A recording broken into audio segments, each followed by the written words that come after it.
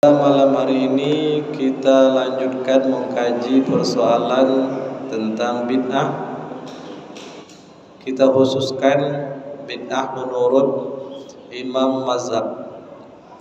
Pada bulan yang lalu kita membahas tentang perkara bid'ah menurut Imam Abu Hanifah. Apa saja alasan-alasan dia menyatakan suatu perkara itu sebagai bid'ah. Ternyata secara umum Imam Abu Hanifah menyatakan suatu perkara sebagai bid'ah itu karena memang tidak sesuai dengan dalil atau tidak dijangkau oleh dalil, atau walaupun dalilnya ada tapi tidak sesuai dengan metode istinbat dari Imam Abu Hanifah. Nah, sekarang kita masuk kepada apa hukum dari perkara bid'ah menurut Imam Abu Hanifah. Sebelumnya perlu kita ketahui bahwa klaim bid'ah terhadap suatu masalah itu bukan mengklaim status hukum dari masalah tersebut. Ketika seorang ulama mengatakan itu adalah bid'ah, itu bukan berarti menyatakan perkara itu haram atau perkara itu makruh, bukan itu. Tapi suatu perkara yang diklaim bid'ah oleh imam mazhab seperti Abu Hanifah itu menunjukkan bahwa perkara itu tidak sesuai dengan dalil menurut metode istinbat yang dia pakai. Nah, sekarang apa hukum perkara bid'ah itu menurut Imam Abu Hanifah? Ini tentu berbicara tentang masalah hukum taklifi. Hukum taklifi itu hukum atau beban yang dibebankan kepada seorang yang sudah mukallaf. Nah, sekarang kita lihat dulu apa itu hukum taklifi. Jumhur ulama mengatakan bahwa hukum taklifi itu ada 5. Ini sudah maklum di tengah-tengah kita. Yang pertama wajib. Itu segala perintah yang kalau ditinggalkan berpahala, yang kalau ditinggalkan berdosa, dikerjakan berpahala. Yang kedua ada mandub atau sunat. Ditinggalkan tidak mendatangkan dosa, dan kalau dikerjakan mendatangkan pahala. Kemudian yang ketiga ibahah atau mubah. Ini suatu perkara tidak ada perintah, tidak ada larangan. Nah, tidak ada ganjaran pahala di situ, kecuali sekedar pahala niat kalau perkara itu adalah perkara yang ma'ruf.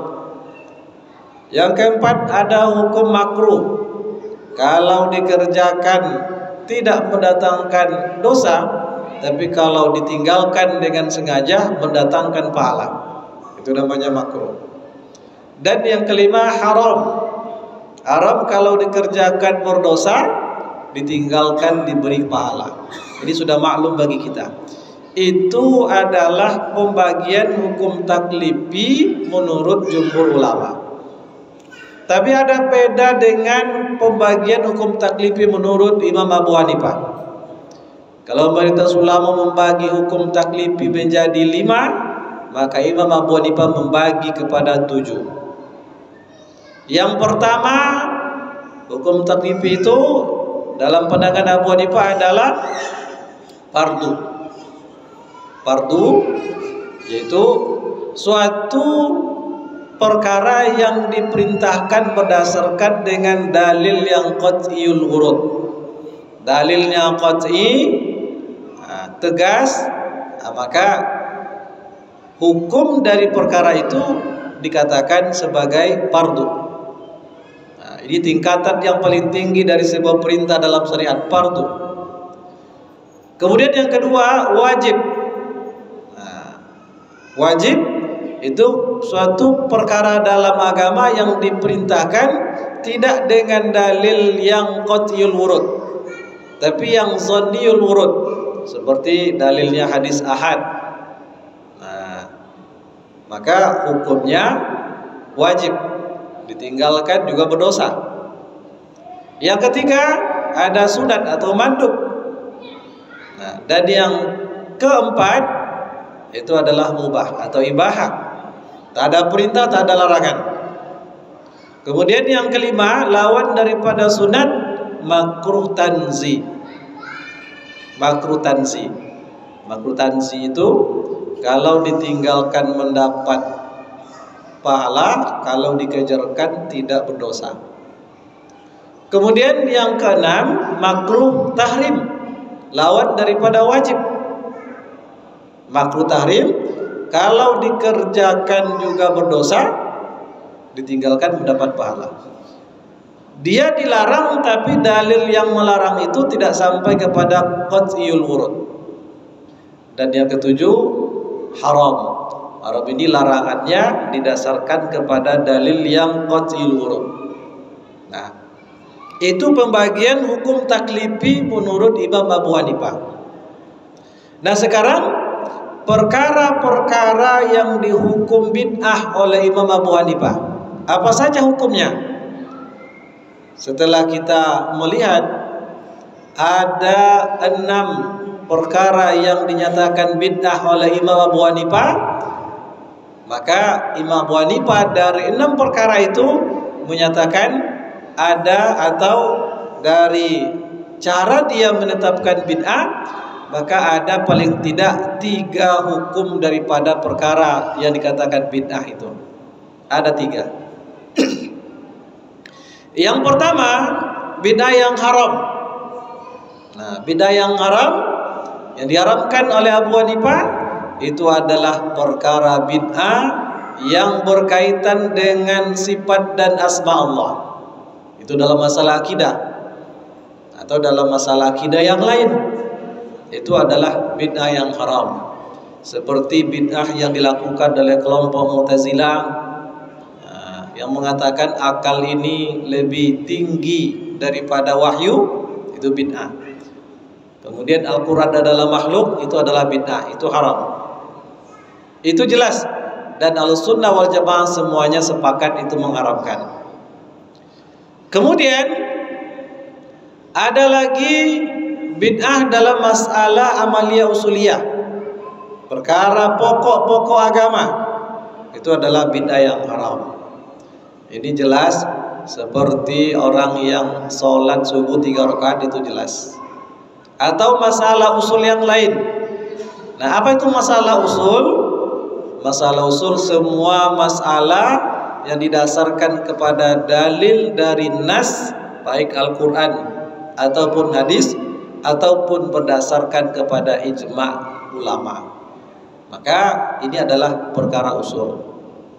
Umpamanya sunnah Nabi untuk tidak membuka sepatu saat safar selama maksimal 3 hari.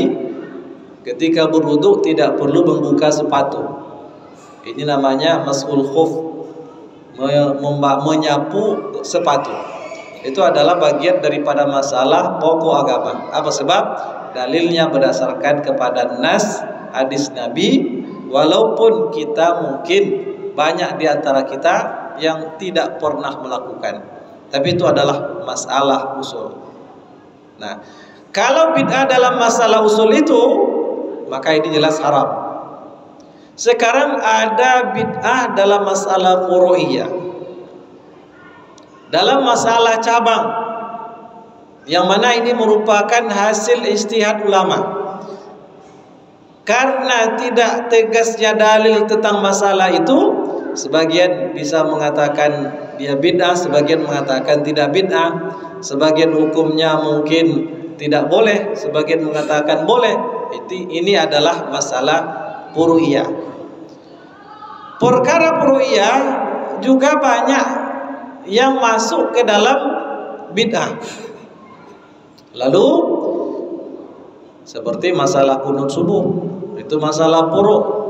Abu Hanifah mengatakan kunut subuh bid'ah, Imam Ahmad bin Hanbal juga mengatakan bid'ah, Imam Syafi'i mengatakan sunnah. Berarti dia adalah masalah furu'iyah, cabang. Mereka beristihad sesuai dengan ilmu mereka. Nah, lalu perkara-perkara buruk yang dipersisikan di kalangan para ulama mujtahid yang diklaim bid'ah oleh Imam Abu Hanifah, yang mana perkara itu dia klaim haram, itu ada syarat-syaratnya. Perkara itu adalah haram padahal dia adalah masalah cabang. Bagi yang lain tidak haram, bagi Abu Hanifah haram. Berarti bid'ah yang haram bagi Abu Hanifah belum tentu haram bagi ulama yang lain. Kalau kita analisa, apa syarat sebuah perkara cabang agama yang diklaim bid'ah oleh Abu Hanifah? Pertama, perkara itu adalah perkara amaliyah yang pada dasarnya juga ada dasar dari agama. Ada dalil. Artinya perkara itu oleh ulama lain memiliki dalil, tapi oleh Abu Hanifah, Imam Abu Hanifah, dalil itu tidak tepat untuk perkara itu. Maka terjadi perbedaan pendapat di sini. Jadi syaratnya perkara itu adalah amaliyah, bukan masalah akidah. Nah, tapi masalah amaliyah, amal yang sebetulnya juga ada dasarnya dari syariat. Hanya beda dalam memahami dalil atau dasar itu. Yang kedua syaratnya dilakukan dengan cara yang berbeda atau melebihi cara yang dicontohkan oleh Rasulullah. Memang perkara itu ada dalilnya, bahkan dilakukan oleh Rasul, dilakukan oleh sahabat, tapi Imam Abu Hanifah juga mengklaim bid'ah. Apa sebab? Cara melakukannya mungkin berlebihan atau berbeda atau menyelisihi cara yang dicontohkan oleh Rasulullah Sallallahu Alaihi Wasallam. Itu yang menjadikan dia berbeda. Padahal dalilnya ada.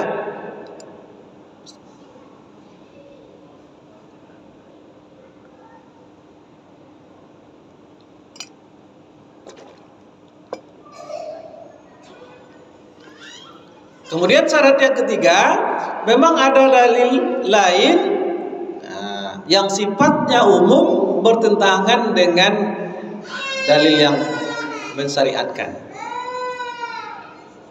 Jadi ada 3 persyaratan. Pertama, persoalan itu adalah persoalan amaliyah yang disyariatkan, memang ada dalilnya. Yang kedua, dilakukan dengan cara yang berbeda atau melebihi cara yang dicontohkan Rasul. Yang ketiga, memang ada dalil umum yang melarangnya atau yang tidak membenarkan itu. Kalau begitu berarti ada 2 versi dalil yang secara zahir sepertinya bertentangan.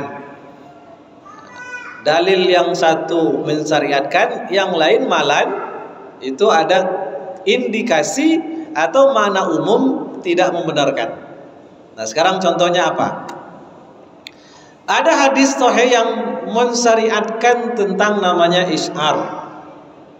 Is'ar itu ketika hewan, seekor hewan seperti onta dan yang lain-lain diniatkan untuk berkorban, maka sunnah Nabi Shallallahu Alaihi Wasallam dilukai punggung sebelah kanannya sampai mengeluarkan darah.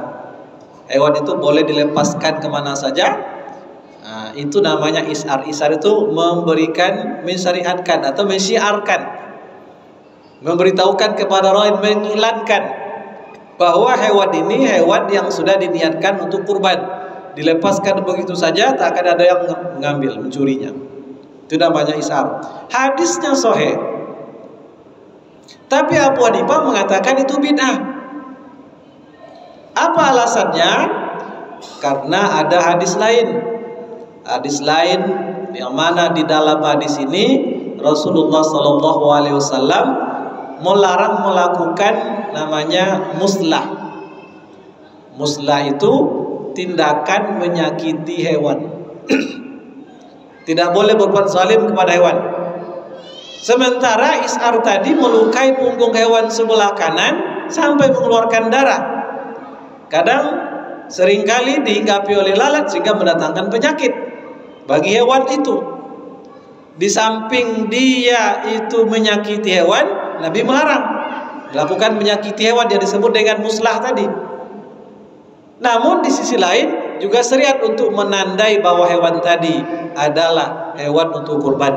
Sekarang ada dua dalil yang sepertinya bertentangan menurut Abu Hanifah. Maka dia katakan is'ar itu bid'ah. Tapi is'ar yang bagaimana? Is'ar yang dilakukan dengan cara berbeda atau melampaui cara yang dicontohkan oleh Rasulullah sallallahu alaihi wasallam. Kalau Rasulullah melakukan tidak menyakiti hewan, maka kebanyakan orang ketika melakukan is'ar itu melukai hewan yang akan disembelih, yang akan dikurbankan, itu dilakukan dengan cara berlebih-lebihan. Maka Imam Abu Hanifah memfatwakan is'ar itu adalah bid'ah. Tapi bagi Imam Syafi'i tidak, karena ini jelas hadisnya dari Rasulullah sallallahu alaihi wasallam. Jadi bid'ah di sini, is'ar dinyatakan bid'ah berdasarkan dalil yang melarang melakukan perbuatan menyakiti hewan kurban. Nah, hukumnya adalah haram. Itu hukum pertama perkara bid'ah menurut Imam Abu Hanifah. Sekarang hukum yang kedua, yaitu makruh tanzih. Makruh tanzih itu menurut jumhur sama hukumnya dengan makruh. Itu perkara yang dilarang kalau dikerjakan tidak berdosa, tapi kalau ditinggalkan itu mendatangkan pahala. Itu namanya makruh tanzih menurut Imam Abu Hanifah, dan makruh saja dalam istilah ulama, jumhur ulama. Karena ada beda tadi, kalau Imam Abu Hanifah hukum taklif itu ada 7, menurut jumhur ada 5. Imam Abu Hanifah memandang dari sisi sumber dalil, apakah qat'iyul wurud atau zanniyul wurud. Kalau qat'iyul wurud, kalau dia larangan maka haram. Kalau zanniyul wurud larangan, maka makruh tahrim. Kalau tidak tegas maka makruh tanzih. Nah, sekarang ada perkara bid'ah yang oleh Imam Abu Hanifah dihukumi makruh tanzih, bukan haram. Dikerjakan tidak mendatangkan dosa, tapi sebaiknya ditinggalkan. Ini dalam tataran untuk melakukan mana yang lebih afdol. Nah, itu namanya makruh tanzih. Bagaimana Imam Abu Hanifah menetapkan suatu perkara sebagai bid'ah yang dihukumi makruh tanzih? Itu dilihat dari penggunaan dalilnya. Jika memenuhi syarat berikut. Yang pertama,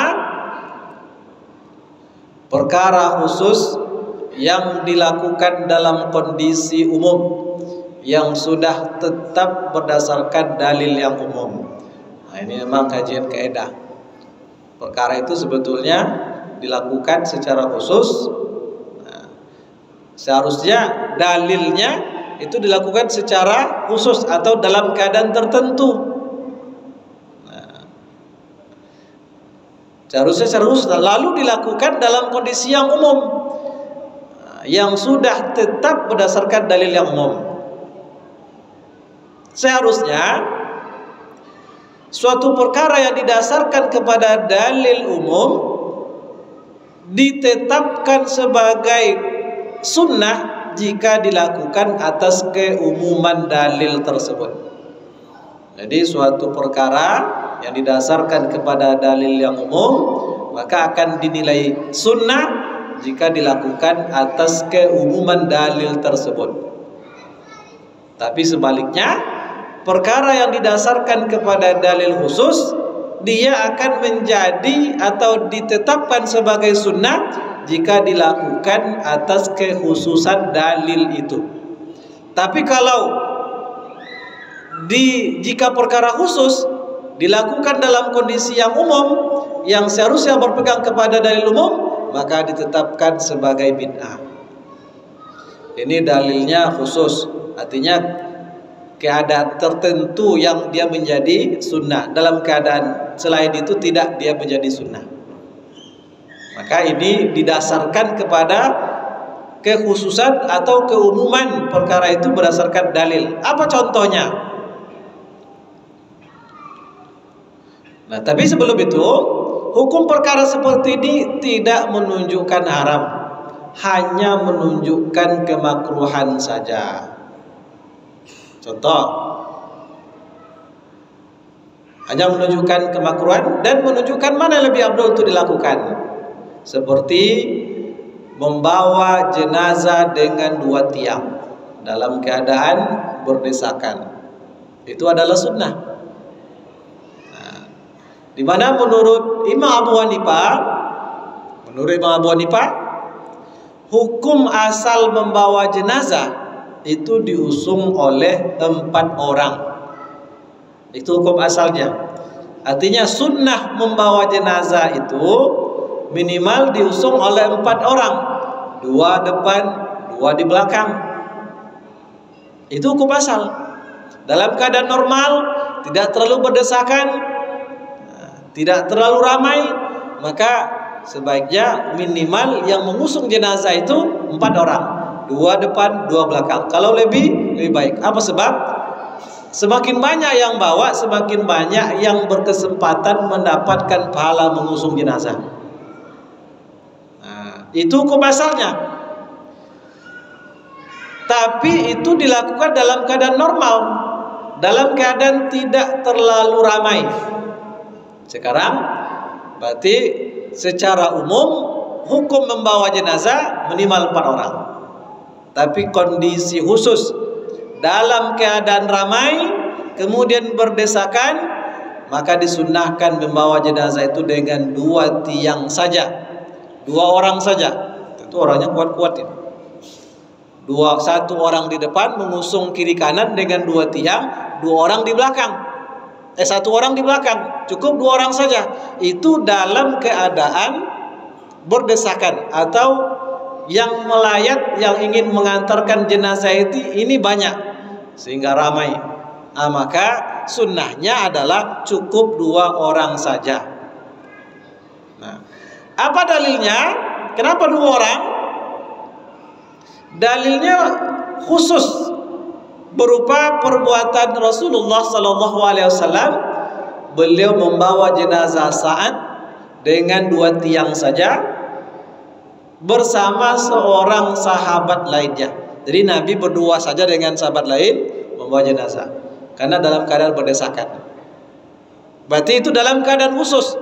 Kata Abu Hanifah, dalam keadaan biasa, tidak terlalu ramai, tidak berdesakan, maka sebaiknya 4 orang, biar lebih banyak yang mendapatkan pahala. Tapi dalam keadaan berdesakan sulit, cukup 2 orang saja. Maka dalam keadaan sempit, dalam keadaan ramai, sunnahnya lebih baik 2 orang. Dalam keadaan biasa saja, sunnahnya adalah 4 orang.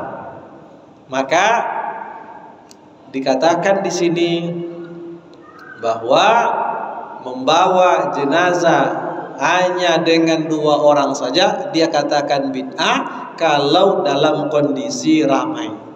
Tapi bid'ah yang dimaksud oleh Imam Abu Hanifah bukan bid'ah yang haram, hanya sekedar makruh tanzi, tidak disenangi.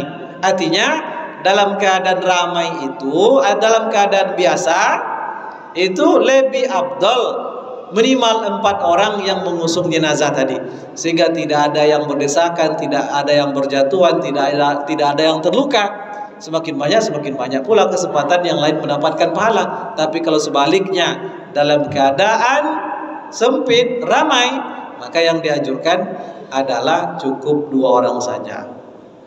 Nah, ini hukum perkara bid'ah yang dihukumi makruh tanzih dengan kriteria dalilnya khusus atau umum tadi. Itu yang pertama. Yang kedua, tidak ada dalil yang melarang melakukan perkara khusus tersebut, baru bisa dikatakan sebagai bid'ah yang makruh tanzih, tidak haram. Nah, Dalam contoh bawa jenazah dengan dua tiang yang dilakukan Nabi SAW di atas, itu tidak menunjukkan kekhususan beliau. Tidak ada pula dalil yang melarang untuk membawa jenazah dengan dua tiang atau dua orang saja, tidak ada. Maka baru bisa dihukumi sebagai bid'ah yang makruh. Itu hukum kedua.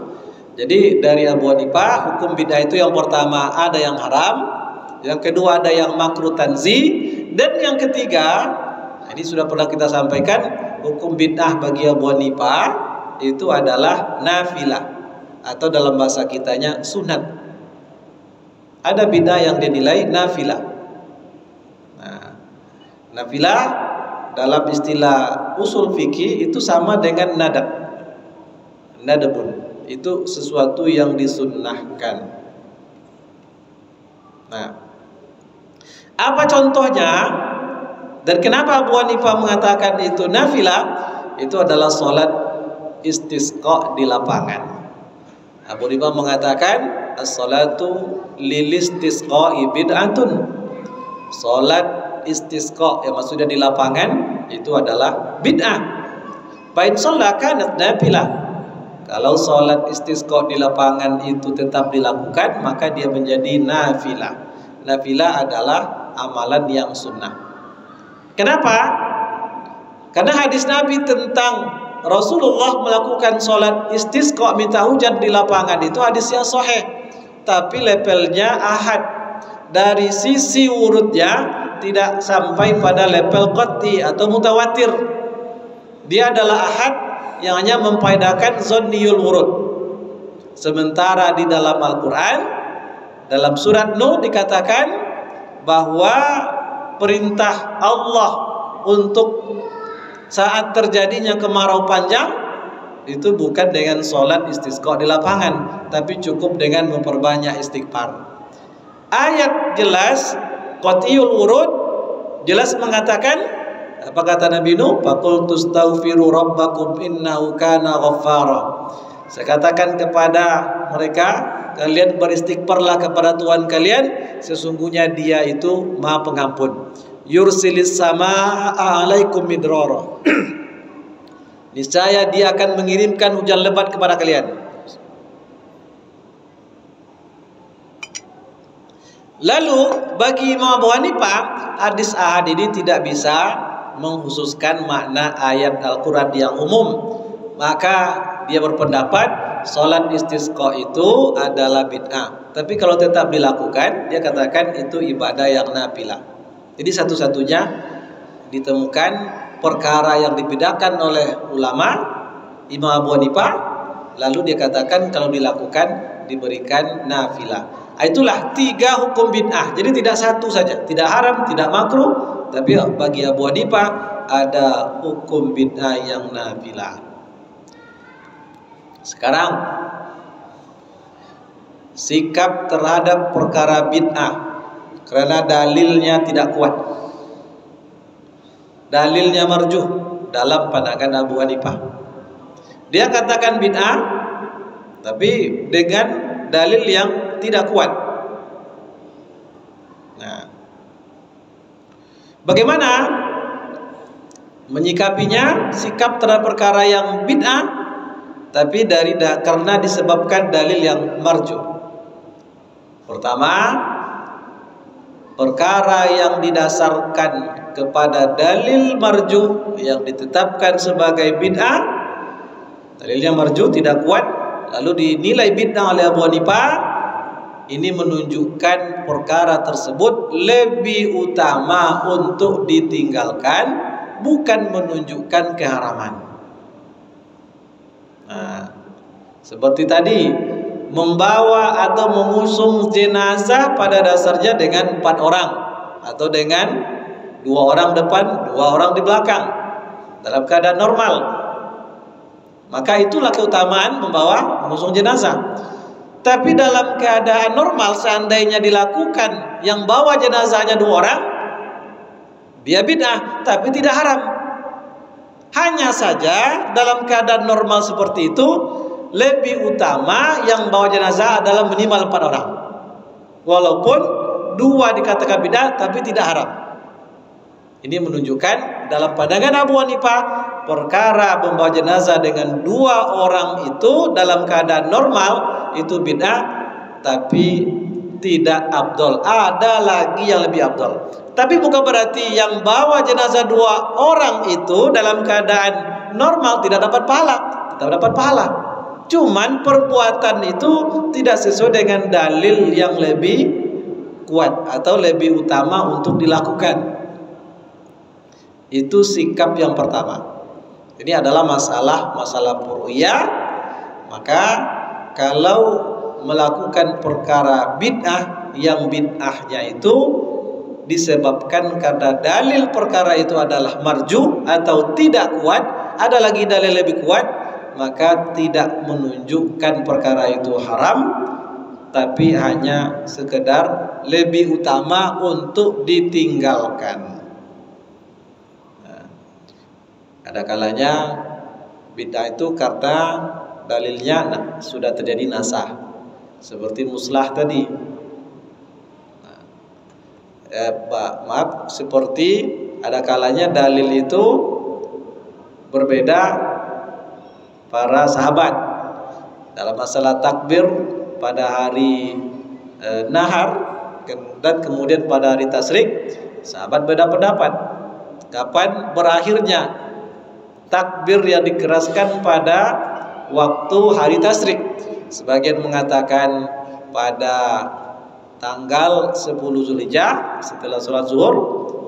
Sebagian mengatakan pada tanggal 13 pada waktu zuhur. Sebagian mengatakan 13 waktu asar. Tapi mereka sepakat semuanya dimulai pada tanggal 9 setelah subuh. Maka yang diamalkan adalah yang disepakati saja. Yang diperselisihkan kapan berakhirnya, apakah tanggal 13 setelah zuhur atau asar. Karena itu diperselisihkan, maka bagi Abu Hanifah itu adalah bid'ah. Tapi dalam keadaan seperti ini tidak merupakan bid'ah yang haram, tapi bid'ah yang makruh. Nah, itu yang pertama.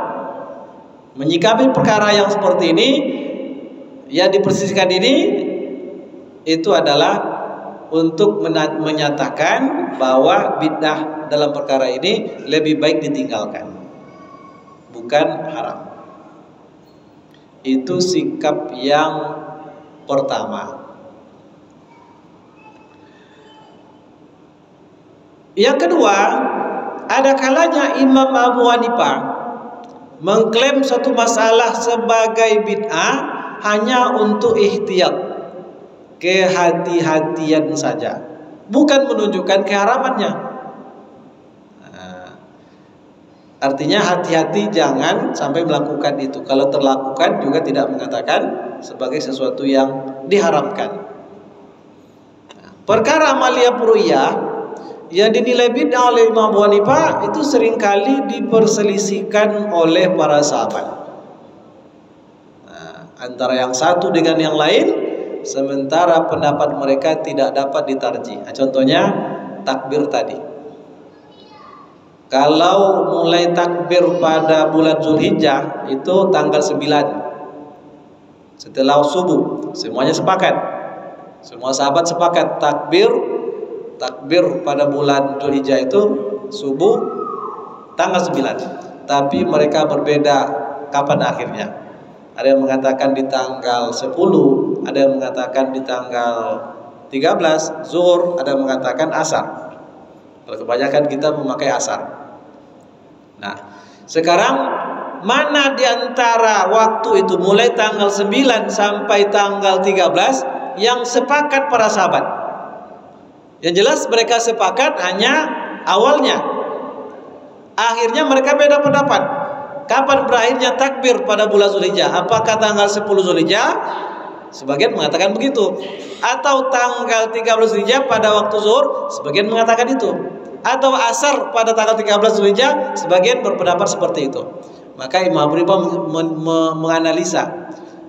Berarti waktu yang mereka sepakat untuk bertakbir hanya sejak tanggal 9 waktu subuh Zulhijjah sampai menjelang zuhur dari tanggal 10. Selebihnya di atas itu sampai tanggal 13 mereka beda pendapat. Maka yang disunnahkan hanya yang disepakati itu menurut Abu Hanifah. Dari tanggal di atas 10 Zulhijjah tadi sampai kepada asar tanggal 13 dia katakan sebagai bid'ah. Apa sebab? Alasannya karena tidak terjadi kesepakatan di kalangan para sahabat, dan pendapat sahabat yang berbicara tentang ini tidak bisa ditarjih, tidak bisa ditentukan mana pendapat yang kuat. Nah, maka Imam Abu Hanifah mengatakan bid'ah.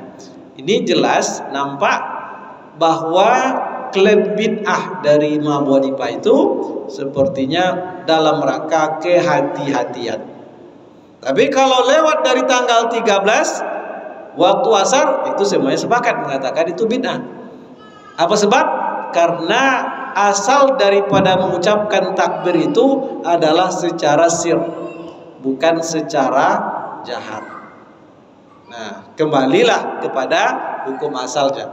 Yang diperselisihkan dari tanggal 10 sampai tanggal 13. Itu yang diperselisihkan. Itulah yang dibid'ahkan oleh Imam Abu Hanifah. Nah, jadi ada kalanya meninggalkan bid'ah itu hanya untuk kehati-hatian. Itu sikap yang kedua. Kalau sikap yang pertama tadi, perkara yang dinilai bid'ah itu hanya untuk lebih utama untuk ditinggalkan, bukan menunjukkan keharaman. Yang kedua hanya untuk hati-hati. Yang ketiga, Abu Hanifah tidak menyatakan bahwa pelaku bid'ah pada perkara amalia pur'iyah, amalan-amalan yang sifatnya ijtihadiyah, beda pendapat di kalangan para ulama mujtahid, tidak menyatakan bahwa pelakunya sebagai pelaku dhalalah finnar. Tidak ada. Artinya tidak pernah Abu Hanifah mengklaim orang yang melakukan bid'ah dalam masalah ijtihad ini, puru ini, sebagai ahli neraka. Tidak ada. Nah, dan memang hadis tentang wa kullu dhalalatin finnar itu tidak sahih dari Nabi sallallahu alaihi wasallam. Artinya lapas wa kullu dhalalatin finnar itu saja yang ujung hadis itu yang tak sahih, tapi lapas dari wa kullu bid'atin dhalalah itu sahih. Tapi lapas wa kullu dhalalatin finnar itu tidak sahih. Dulu pernah kita singgung. Yang menyatakan tidak sahih pertama Ibnu Taimiyah, beliau langsung mengatakan lam yaqulid Nabi sallallahu alaihi wasallam. Nabi sallallahu alaihi wasallam tak pernah mensabdakan ini. Itu langsung kata Abu Hanifah. Apa sebab? Bertentangan dengan hadis sahih yang mengatakan iza ijtahadal hakimu awil mujtahid fa asaba fala wajrun wa iza akhta'a fala wajrun. Seorang hakim atau mustahid itu beristihad, benar istihadnya dapat 2 pahala, salah dapat 1 pahala. Yang dhalalah itu kan salah. Nah, jadi dalam persoalan bid'ah yang diperselisihkan itu juga merupakan istihad. Kalau yang menyatakan bid'ah dan tidak bid'ah itu merupakan hasil istihad para ulama mustahid, seandainya salah pun tidak diklaim sebagai ahli neraka, tetapi masih diberi 1 pahala. Nah, inilah dari pandangan Abu Hanifah. Nah, lalu sebaliknya terdapat perkara yang ia nyatakan sebagai bid'ah, tapi jika dilakukan dinilai sebagai nafilah. Nah, ini seperti masalah yang kita sampaikan tadi, yaitu melakukan sholat istisqa di lapangan. Yang sudah kita jelaskan tadi.